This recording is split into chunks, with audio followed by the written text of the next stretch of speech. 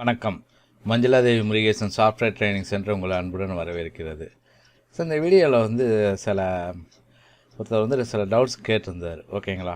So நான் இங்கே தமிழ்நாட்டில் நான் இந்த டியூட்டோரியலில் பார்த்து நான் HVAC டிசைன் நான் படிச்சுட்டு போகிறேன், அப்ராடில் போய் அதை வச்சு ஒர்க் பண்ண முடியுமா, டிராஃப்டிங் டிசைன் இங்கே கற்றுட்டு போகிறேன், இந்த மாதிரி சில டவுட்ஸ். ஓகேங்களா? இங்கே வேலை பார்க்குறதுக்கு அங்கே வேலை பார்க்குறதுக்கு என்ன வித்தியாசம், இந்த மாதிரி நிறைய டவுட்ஸ் அவர் கேட்டிருந்தார். ஸோ அந்த டவுட்டை பற்றி தான் இப்போ நம்ம டிஸ்கஸ் பண்ண போகிறோம். ஆக்சுவலாக அவர் கேட்டு ஒரு 15 டேஸ்க்கு மேலே ஆச்சு, என்னால் உடனே போட முடியல. ஓகேங்களா? இதில் இந்த வீடியோவை பொறுத்தவரை மோர் டவுட் கிளாரிஃபிகேஷனுங்கிறதோட மோட்டிவேஷனாக தான் இருக்கும்.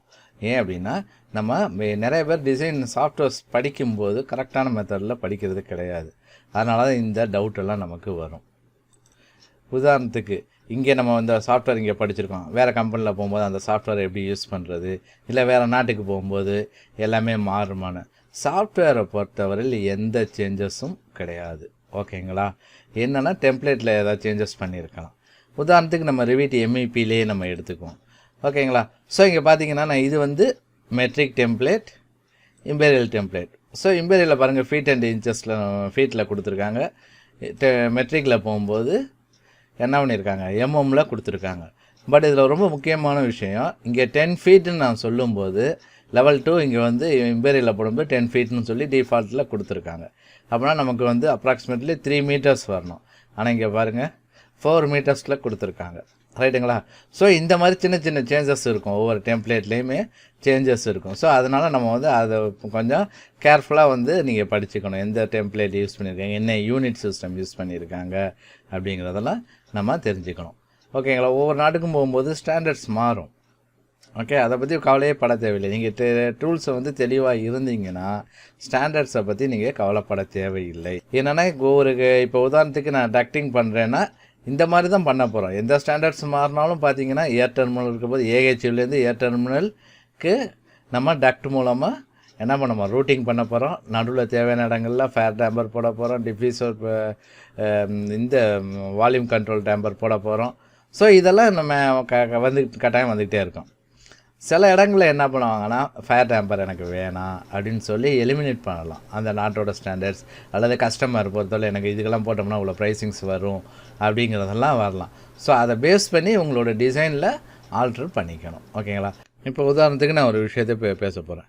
நம்ம ஏர் டெர்மினல் எவ்வளோ ஹைட்டில் வைக்கணும், இம்பீரியலில் பேசும்போது 8 ஃபீட்டில் வைக்கணும் அப்படின்னு நம்ம சொல்லியிருப்போம். ஓகேங்களா? அது என்ன 8 ஃபீட்? 8 ஃபீட்டுங்கிறது எங்கேருந்து வந்துச்சு எனக்கு வேல்யூ பார்த்தீங்கன்னா, ஆக்சுவலாக ஃபால் சீலிங்கோட ஹைட். ஃபால் சீலிங் என்ன ஹைட்டில் இருக்குதோ அந்த ஹைட்டில் நம்ம வைக்க போகிறோம். அப்போனா நான் ஏர் டெர்மினல் ப்ளேஸ் பண்ணணும் அப்படின்னு நான் நினைக்கும்போது என்ன பண்ணணும்னா 8 ஃபீட்டுங்கிறத 8 அடிங்கிறத மனசில் வச்சுக்கக்கூடாது. ஃபால் சீலிங்கோட ஹைட்டு என்னங்கிறத நான் மனசில் வச்சுக்கிட்டு அதுக்கு தகுந்த மாதிரி தான் நான் டிசைன் பண்ணணும். ஃபால் சீலிங் 8 அடியில் வச்சுருக்கேன், இப்போ நான் 7 அடிக்கு, உதாரணத்துக்கு ஃபால் சீலிங் 7 அடியில் இருக்குது, நான் ஏர் டெர்மினல் 8 அடின்னு நான் சொல்ல முடியாது. ஓகேங்களா? ஏன்னா நம்ம ஏர் டெர்மினல் வைக்க போகிறதே ஃபால் சீலிங்கில் தான் வைக்க போகிறோம். அப்படிங்கும்போது இந்த கான்செப்டை நீங்கள் தெளிவாக புரிஞ்சுக்கணும். இப்போது சில வேல்யூஸ் ஒவ்வொரு இடத்துலையும் கொடுக்கும்போது இந்த ஹைட்டில் வைக்கிறோம், இந்த ஹைட்டில் வைக்கிறோம் அப்படின்னு நம்ம சொல்கிறோம். அதெல்லாம் எதுக்காக அந்த ஹைட் சொல்கிறோம், எங்கேருந்து அந்த வேல்யூஸ் கிடைக்கிது, அது தெளிவாக புரிஞ்சுக்கிட்டிங்கனாவே ஒரு பிரச்சனையும் கிடையாது. ஓகேங்களா?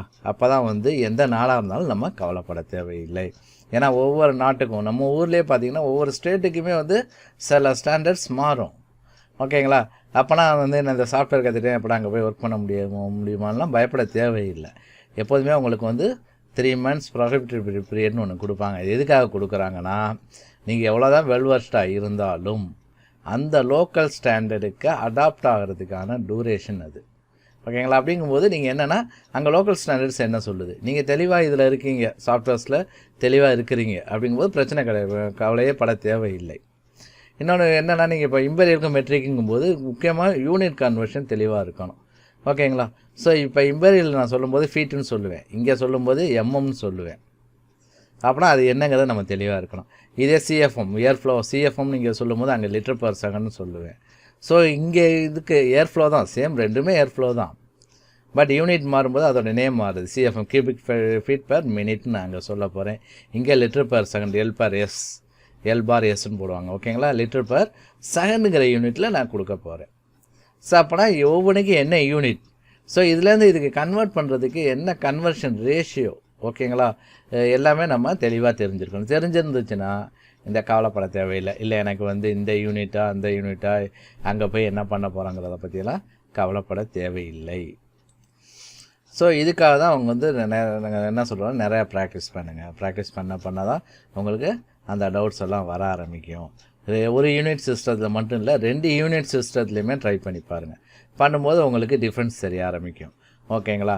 இதை திருப்பி ஒன் செகண்ட் ஃபால்ஸ் சீலிங் இதுக்கே வரேன். ஓகேங்களா? ஏர் terminal. Okay, so air terminal நான் வந்து 8 ஃபீட்டில் வைக்கிறேன். அதாவது இப்போ என்ன ஃபால்ஸ் சீலிங்கோட ஹைட்டுன்னு நான் சொல்லிட்டேன். ஓகேங்களா? அந்த 8 ஃபீட்டுங்கிறது ஃபால்ஸ் சீலிங்கோட ஹைட்டுன்னு சொல்லும்போது அது எதை குறிக்கிது? ஃபால்ஸ் சீலிங்கை பாட்டமை குறிக்கிதா டாப்பை குறிக்கிதாங்கிறத நம்ம முதல் தெளிவாக புரிஞ்சுக்கணும். ஜென்ரலாக பாட்டமை குறிக்கும். இதே ஏர் டெர்மினல் நான் ப்ளேஸ் பண்ணும்போது ஆஃப்செட் அல்லது எலிவேஷன் சொல்லும்போது பாட்டம் ஆஃப் தி ஏர் டெர்மினலை நான் நோட் பண்ணிட்டு நான் பண்ணுவேன். ஆனால் டக்ட்டுக்கு போகும்போது பார்த்திங்கன்னா டிஃபால்ட்டாக பார்த்திங்கன்னா மீடியம் சென்ட்ரு பாயிண்ட் எடுத்துருக்கோம். ஓகேங்களா? டாப்பையும் எடுக்காது, பாட்டமும் எடுக்காது, சென்ட்ரு லைனை எடுத்துருக்கோம். ஸோ இந்த கம்பேரிசன் நீங்கள் தெளிவாக இருக்கணும். அப்போ தான் வந்துட்டு நீங்கள் கொடுக்கும்போது ஈஸியாக கொடுக்க முடியும். ஓகேங்களா? இப்போ எலிவேஷன் கொடுக்குறோம், ஆஃப்செட் கொடுக்குறோம். ஸோ எந்த இதை எடுக்குது ஆக்சுவலாக அந்த மெஷர்மெண்ட்டு? இப்போ நான் டக்ட்டு வந்து 9 ஃபீட், உதாரணத்துக்கு நான் இம்பீரியலில் வர 9 ஃபீட்னு கொடுத்தேன்னா அந்த 9 ஃபீட் எதை குறிக்கிது? டக்டோட டாப்பை குறிக்குதா, பாட்டமை குறிக்குதா, என்னங்கிறத தெளிவாக நீங்கள் நோட் பண்ணிக்கிட்டீங்கன்னா உங்களுக்கு ஒர்க் பண்ணும்போது ஈஸியாக இருக்கும். ஓகேங்களா? ஏன்னா ஒவ்வொரு நாட்டுக்கும் ஸ்டாண்டர்ட்ஸ் மாறும். என்ன சொல்லப்போனால் ஒவ்வொரு நாடுமே வந்து ஒவ்வொரு கம்பெனியுமே அவங்க ஒரு ஸ்டாண்டர்ட்ஸ் கொடுப்பாங்க. கஸ்டமர் வந்து ஸ்பெசிஃபிகேஷன் சொல்லி ஒன்று கொடுப்பாங்க. ஓகேங்களா? ஸோ இதுக்கு இந்த மாதிரி யூஸ் பண்ணணும், இந்த இடத்துல இது யூஸ் பண்ணணும், இந்த இடத்துல இந்த ஸ்டாண்டர்டை யூஸ் பண்ணணும் அப்படிங்கிறது. ஸோ அதெல்லாம் ரீட் பண்ணி தான் நீங்கள் அடாப்ட் பண்ணிக்கிற மாதிரி இருக்கும். ஓகேங்களா? ஸோ இதுதான் நான் வந்து உங்களுக்கு சொல்லணும்னு நினச்சேன். ஸோ எப்போதுமே டிசைன் நீங்கள் பண்ணும்போது இந்த விஷயங்களை ஞாபகம் வச்சுக்கோங்க.